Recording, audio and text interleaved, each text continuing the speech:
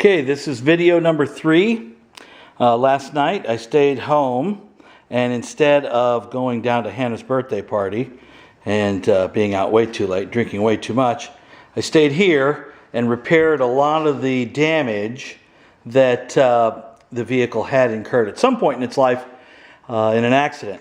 I got this all straightened out on the upper rail. There's a brake there. I'm going to weld that up in a second. That's why I wanted to video this first.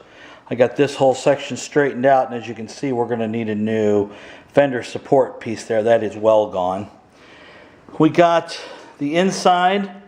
These pieces, these strut braces were bent pretty badly, and I got them pretty much dialed in. They look pretty good. That one looks like it's still got a bend in it. It does not. The metal's just curved that way, so not much to do there. I may beat on a little more, but this one came out really nice. And you could see those were torn off. Somebody had welded those back on. Didn't do the greatest of jobs, but you know, it is what it is.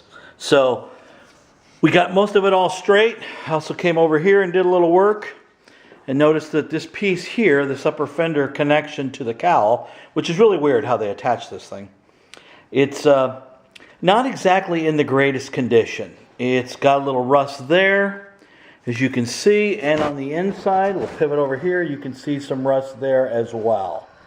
Now, those pieces are about $12, so I'm going to buy a new one. And I tried to do a little work here on that dent. I got it to come up a little bit. Actually got it to come up a little bit too much.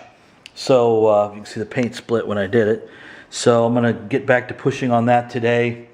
I'm just trying to push it all back out instead of pulling it out or beating on it. So I wanted to do this video before I rocked on over and finished the rest of this over here. You can see the second VIN there on this fender. This is same VIN as this VIN, but it's just under the fender. And this side would have one too in the same spot if it wasn't so badly rusted away. And usually the camera can pick up things I can't, but this metal is somewhat pitted. It'll grind up a little smoother, but then it'll be really thin. So I am going to grind this up. I am going to fix this type of stuff. And this connector right here on this side, on this apron, really in much better shape, considering this is the side that had the accident, which is so shocking. Also across here, across the firewall seam, where the connectors were attached, the one on the left was up significantly higher than the one on the right, probably from the accident and being pushed this way.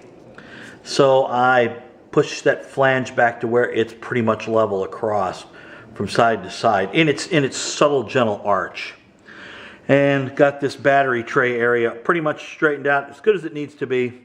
Battery hides most of it, and structurally it's all nice and straight. A little bit of hammer and dolly work still needed on this side. But once again, it's close enough, it's all hidden. Structurally, it's right where it needs to be. So I'm going to turn off the camera and get busy.